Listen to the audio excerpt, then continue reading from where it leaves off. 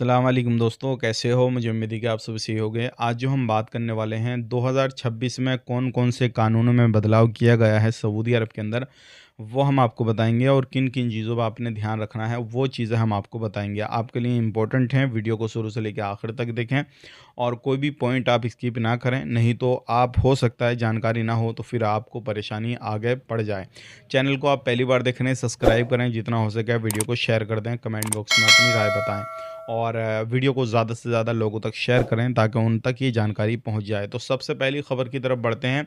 बहुत सारे लोगों के सवाल हैं कि हम 2026 में आ चुके हैं, तो क्या हम अपने वीज़ा को 2026 में ट्रांसफ़र ले सकते हैं, अपनी मर्ज़ी से जा सकते हैं क्या अपने सऊदी अरब को छोड़ के? तो मैं आपको बताना चाहूँगा, बिल्कुल आपका ये कानूनी हक़ है कि आप अपने वीज़ा को ट्रांसफ़र करना चाहते हैं तो कर सकते हैं। आप कफ़िल चेंज करना चाहते हैं तो कर सकते हैं। आप सऊदी अरब को छोड़ना चाहते हैं तो भी छोड़ सकते हैं। लेकिन इसमें कुछ कंडीशन होती हैं, एक चीज़ का ध्यान रखिएगा, जब भी कोई कॉन्ट्रैक्ट करता है, कंपनी करे या कफ़िल करवाए, कोई भी करे, तो कुछ कंडीशन होती हैं। सबसे पहली कंडीशन ये होती है, कोई भी कंपनी जब आपको रखती है तो मिनिमम आपको वहाँ पे कुछ दिन रहना पड़ता है। ऐसा नहीं है कि आपने आज कॉन्ट्रैक्ट किया, कल को कैंसिल करना चाहें, तो ऐसा कुछ नहीं है। लेकिन हाँ, आपने कॉन्ट्रैक्ट आज किया तो 3 महीने का ट्रायल पीरियड जिसको बोला जाता है, उसके बीच में आप आना चाहते हैं तो आ जाएँगे। ना आपका कुछ खर्चा होगा, ना कंपनी का कोई मसला होगा, टिकट लें और आ जाएँ। कोई भी बैन-सैन आप पर नहीं लगेगा। 3 महीने का ट्रायल पीरियड होता, कंपनी आपको निकाला या फिर कंपनी को आप छोड़ें, कोई इश्यू नहीं आएगा, कोई प्रॉब्लम नहीं आएगी। लेकिन 3 महीने के बाद में आप चाहते हैं कि आप अपनी मर्ज़ी से आ जाएँ, तो नहीं आ पाएँगे, उसके लिए आपको एक रीज़न देना पड़ेगा। आप चाहते हैं कोई कंपनी आप पर कोई अत्याचार कर रही है, कोई ज़्यादा काम ले रही है, तो फिर आपको उसका रीज़न देना पड़ेगा, उसके बाद में आप कंपनी छोड़ सकते हैं। या फिर कंपनी आपको निकालती है, कंपनी ने आपसे 2 साल का कॉन्ट्रैक्ट किया, तो आप जो है क्लेम ले सकते हैं उनसे। आप उनसे रीज़न पूछ सकते हैं कि मुझे क्यों निकाला जा रहा है।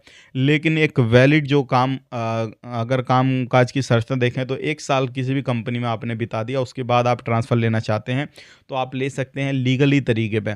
कोई इश्यू नहीं, कोई प्रॉब्लम नहीं, किसी भी तरीके का कोई मसला नहीं होगा। लेकिन मिनिमम 1 साल एक जगह पे आपको बिताना ज़रूरी है।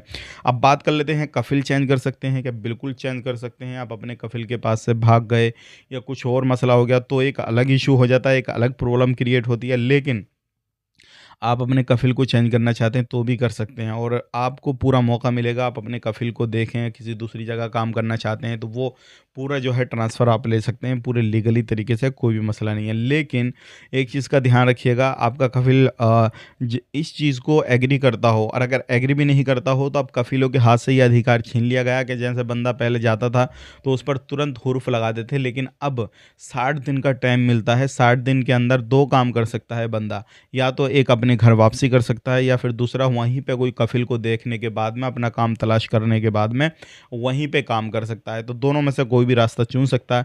तो ये काफ़ी ज़्यादा अच्छी खबर है आप लोगों के लिए, अगर आप वहाँ पे काम करते हैं। बात कर लेते हैं यहाँ पे अगली खबर की तरफ। जो अगली खबर आ रही है, भीख माँगने के हवाले से आ रही है। कुछ पाकिस्तानियों को गिरफ्तार किया गया है जो कि भीख माँग रहे थे, और इनको गिरफ्तार करने के बाद में अब इनके ऊपर बैन लगाया जाएगा। ध्यान रखिएगा, बहुत सारे लोग जो है पकड़े जा रहे हैं इल्लीगल एक्टिविटी करते हुए। ख़ास करके आपको मालूम है सऊदी अरब के अंदर भीख मांगना गैर कानूनी है। आप कहीं सिग्नल पे भीख दे रहे हैं, मस्जिद के सामने भीख दे रहे हैं, या फिर कहीं पे भी आपकी बिल्डिंग में कोई आ रहा है उसको भीख दे रहे हैं, तो ये गैर कानूनी है, ये काम बिल्कुल ना करें।